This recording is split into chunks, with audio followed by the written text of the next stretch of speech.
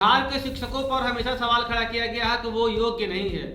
के पाठक का यह कहना है कि हम चाहते हैं कि इस एग्जाम के जरिए बिहार के जो टीचर है वो साबित करें और समाज में दिखा दें कि हम कितने ज़्यादा योग्य हैं। उन्होंने बहुत ज़्यादा शिक्षकों का जो है मनोबल है जो बढ़ाया है और उनकी तारीफ भी की है। कहा है कि जो शिक्षक है बहुत ही निष्ठा से अपने कर्तव्य को निभा रहे हैं, लेकिन जो हमारे समाज में एक मैसेज आता है कि जो शिक्षक है वो योग्य नहीं है। इस एग्जाम के जरिए हम समाज को दिखाना चाहते हैं कि जो हमारे शिक्षक है वो कितने ज़्यादा योग्य है। तो देखिए के पाठक को पहली बार शिक्षकों को कितना ज़्यादा प्रोत्साहित कर रहे हैं और उनका जो मनोबल बढ़ाने का काम कर रहे हैं और तारीफ भी करते दिख रहे हैं के पाठक। शिक्षक इतना अच्छा पढ़ाते हैं। हमने तो किशनगंज में एक लेडी प्रिंसिपल को देखा, उनका पूरा टीम नियोजित शिक्षक था। हमने उनको कहा SCRT में पटना में बुलाएंगे, उनका क्लास कराएंगे। इतना ऑर्गेनाइज, इतना कंट्रोल।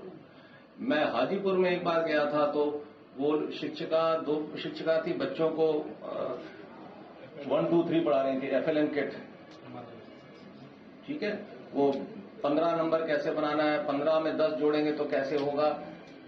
उनका वो प्लास्टिक के उनके कोन्स थे, कोन पे हम सामान दिया गया था, FLN किट उसका इस्तेमाल हो रहा था। इतने जोश में बच्चे पढ़ रहे थे, छोटे छोटे बच्चे, तो बहुत अच्छी तरह पढ़ा रहे थे। हमने तो कितना हम लोगों को बताया गया कि जब कोई हमारे आप नियोजित शिक्षक जो BPSC में सेलेक्ट हुए हैं तो कई छात्रों ने रो रो के उनको विदाई दी है कि आप हमारे स्कूल से चली गई हैं, हम लोगों का क्या होगा। हमें तो लोगों ने बताया, तो ऐसा नहीं है।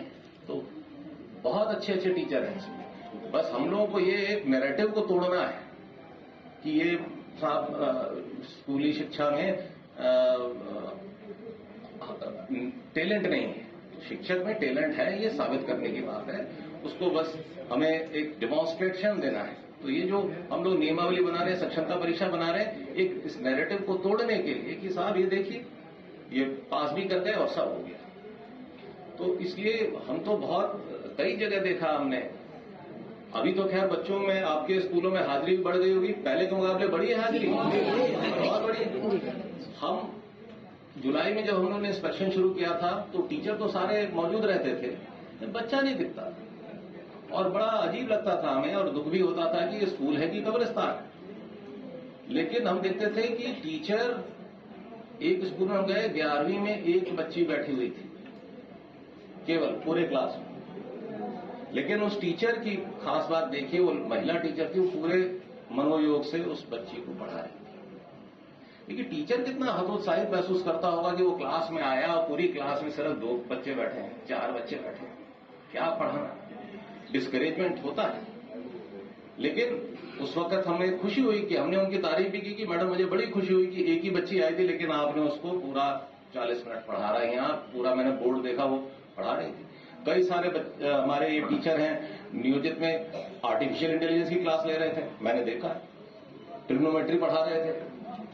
तो अपार टैलेंट है और बहुत सिंसियरिटी है, बहुत मेहनत हो रही है आप लोगों को। इसीलिए मुझे खुशी है कि हमें कोई नया कुछ करना नहीं पड़ रहा। हम लोग जो वैकेंसी भर रहे हैं वो एक नीतिगत तरीके से BPSC के माध्यम से भर रहे हैं। पहले की प्रक्रिया थी कि हम लोग पंचायत से करते थे और अब BPSC से लोग आगे, वैकेंसी भर गई है।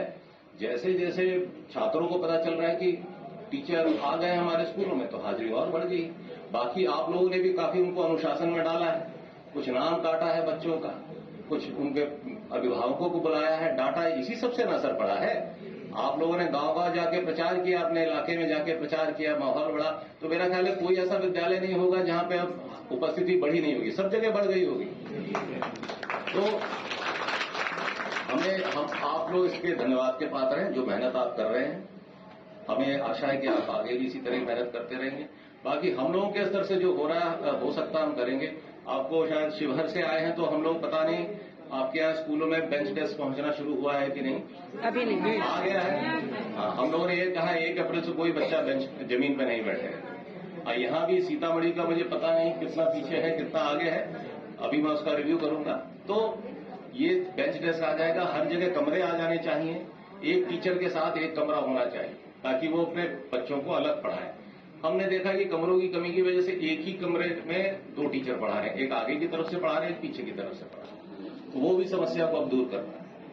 तो बड़ी चुनौतियां हैं। रिक्रूटमेंट तो एक पहली चुनौती। अब हमें, अब जैसे 2 लाख टीचर मैडम ने बताया आ गए, अब 2 लाख टीचर के लिए हम लोग को 2 लाख कमरे बनाने हैं। तो मेरा ध्यान अब उस पर आ गया है। फिर 2 लाख कमरे हैं तो बेंच डेस्क है, जमीन लेनी है, बाउंड्री वॉल बनानी है, चोरी ना हो जाए सामान। अब हर स्कूल में जब इतना सारा फर्नीचर आएगा, कंप्यूटर आएगा, तो उसकी सुरक्षा की भी तो बंदोबस्त करनी है। तो बड़े सारे काम करते हैं। खैर, ये हम लोग सरकार लगी हुई है इस पे, पर मुझे पूरी उम्मीद है कि आप जिस जोश के साथ आपने रिस्पॉन्ड किया है जुलाई से हमारे अभियान को, आप इसी जोश को बरकरार रखें। ठीक, इन्हीं बातों के साथ मैं अपनी बात समाप्त करता हूं और मैं आशा करता हूं कि आप लोग भविष्य में भी इसी जोर शोर के साथ पार्टिसिपेट करेंगे। मुझे एक बात की बड़ी खुशी है कि ट्रेनिंग को नियोजित शिक्षकों ने बड़ी अच्छे स्पिरिट में लिया। मैं जब जुलाई में शुरू किया था तो मुझे लगा था कि आप लोग कहेंगे कि ये क्या शुरू कर दिया हम लोगों का, लेकिन मुझे जुलाई से ही लगा कि ये ट्रेनिंग करा के हमने बड़ा अच्छा किया। आप लोगों ने से बड़ी पॉजिटिव लाइट में लिया इसको कि ये ट्रेनिंग साहब अगर हमारी 10 साल से हर साल होती रहती। दीक्षांत एडुटेक लाया है दीक्षांत डिजिटल क्लास। दीक्षांत डिजिटल क्लास का उपयोग कर छात्र बना सकते हैं पढ़ाई को बेहद आसान और मजेदार। दीक्षांत डिजिटल क्लास को स्कूल में बैठकर देखना है तो पेन ड्राइव और स्मार्ट टीवी बनेगा सही माध्यम। चलिए अब ये भी जानते हैं कि दीक्षांत डिजिटल क्लास का फी स्ट्रक्चर क्या होगा। नर्सरी से लेकर यूकेजी के लिए 7,000, नर्सरी से लेकर दूसरी कक्षा के लिए 12,000, नर्सरी से लेकर 5वीं तक के लिए 18,000, नर्सरी से लेकर 8वीं तक के लिए 24,000, नर्सरी से लेकर 10वीं तक के लिए 30,000। अगर आपको डेमो करना है तो उसके लिए आप दीक्षांत डिजिटल क्लास के YouTube चैनल को विजिट कर सकते हैं।